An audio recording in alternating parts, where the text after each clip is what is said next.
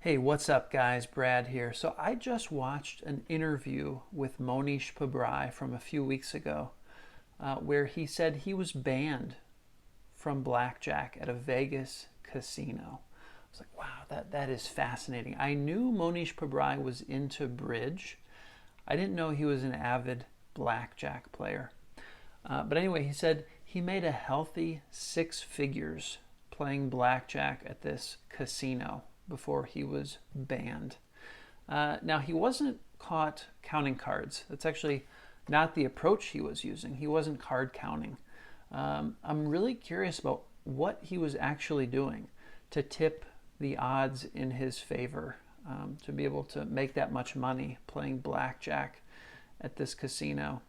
And, in this interview, he went on to say, with Blackjack, basically with any game at a casino, the whole goal is to slightly tip the odds in your favor, maybe 50.1% versus 49.9% for the casino. So very slim margins, but if you can play enough games, you can use the Kelly formula to kind of figure out what your bet size should be, depending on what your odds of winning are. And it sounds like Pabrai did quite well with that. He goes on to say, with investing, with value investing, we're not looking at 50.1% to 49.9% odds. Pabrai looks at when he makes an investment in the stock market, he's looking for 80% odds, essentially. 80% odds that he's going to make money, and 20% that he might lose some. So investing has much better odds. Obviously, a lot more of his money is tied up in his investment portfolio, his Pabrai funds. The fund is approaching $1 billion in assets. So when you compare that to a six-figure annual take-home from the casino playing Blackjack, obviously it pales in comparison. I think he's making about $50 million in fees from his investment fund per year at this time. Now, a few other things he covers in this video. One thing about his Blackjack approach, his approach is super boring to his friends. And basically what he says to that is you can optimize for fun, or you can optimize to make money, but you can't optimize for both. And so, whatever Blackjack strategy he's using apparently is quite boring. But it was funny, his daughter is actually using his approach, and she was in a casino, and some casino manager came and sat next to her while she was playing Blackjack, and she was like, "You're not going to ban me, are you?" And he said, "Not yet." She was betting, I think, like $25 per hand. So not quite what Pabrai was betting. But it's a pretty funny story. A few other things he talked about.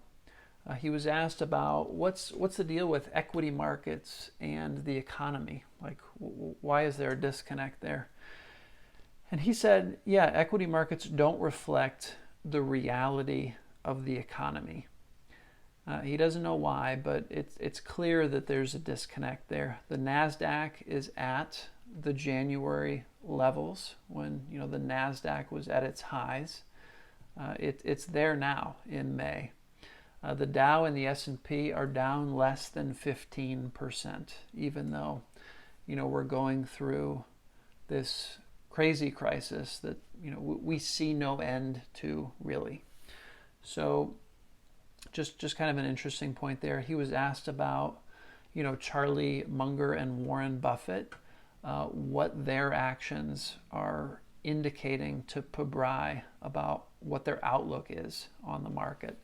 And based on what Pabrai is seeing from Charlie and Warren selling out of airlines, selling Goldman Sachs, I believe they sold. So all of that indicates to Mohnish that Charlie and Warren are very bearish on the market in the near term. They're building up their cash position to make sure that they can ride out whatever is coming.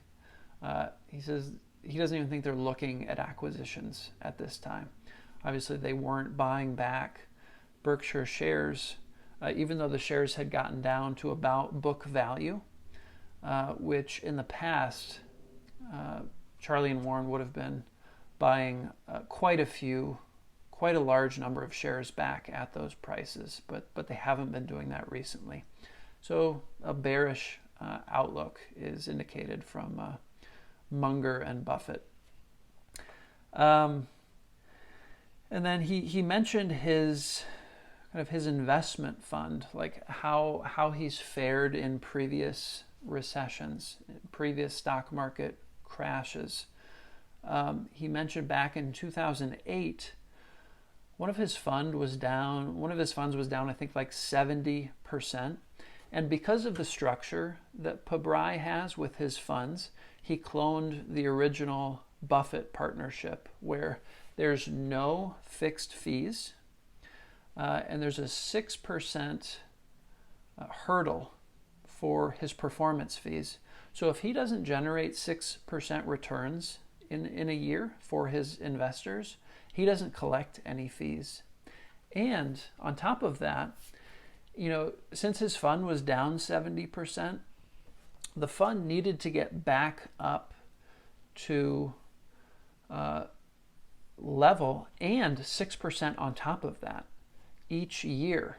Okay, so that 6% is compounded from year to year.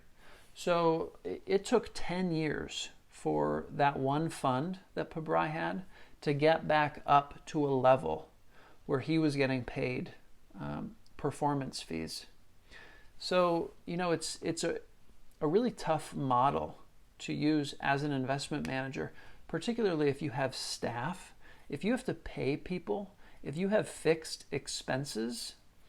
I mean, it's really impractical to have a fund where you don't charge fixed fees, okay? But it's also, Pabrai, Buffett, they also think it's not really fair to investors to be collecting fees simply for breathing, okay? Pabrai and Buffett think, hey, if you're not doing a service for your investors, if you're not making them money, you shouldn't get paid. So, I really like that philosophy from Pabrai and Buffett. And he mentioned there was a Daily Journal annual meeting, which is, owned by Charlie Munger. And Charlie Munger, basically gave a huge shout out to Mohnish Pabrai for,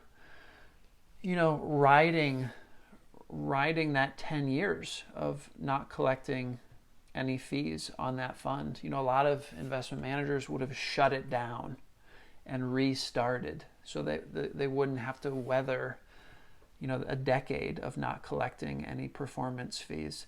So it was just, it was an example of integrity on the part of Pabrai to, ride that out for his investors and not collect any fees for a decade. So that was, I appreciated that story. So I think that's all I got for highlights from this recent interview, guys. I'm going to post the link to that interview. It's a really obscure interview. I think it only had like 124 views in the first week. The channel that posted it, I think only has like 11 subscribers or something. So it just wasn't getting airtime. So, but I think every interview with Pabrai is just chock full of wisdom. It's about an hour and 3 minutes. So I'll post the link to that interview in the description. And pretty fun times that Pabrai is getting banned from casinos for his blackjack winnings. It's a good time. It's a good thing the mob isn't in charge of those casinos anymore. Now it's really public companies, so you're not in danger of getting your knees bashed in for making out with the casino's money by figuring out how to beat the game. But yeah, it's a fascinating story. Anyway, guys, that's all I got. Mohnish Pabrai banned from a casino. There's plenty of other casinos that he can play at and continue to make money. But clearly he doesn't need the money. He's doing quite well with the stock market. So anyway, guys, I'll see you in the next video. Take care. Stay safe.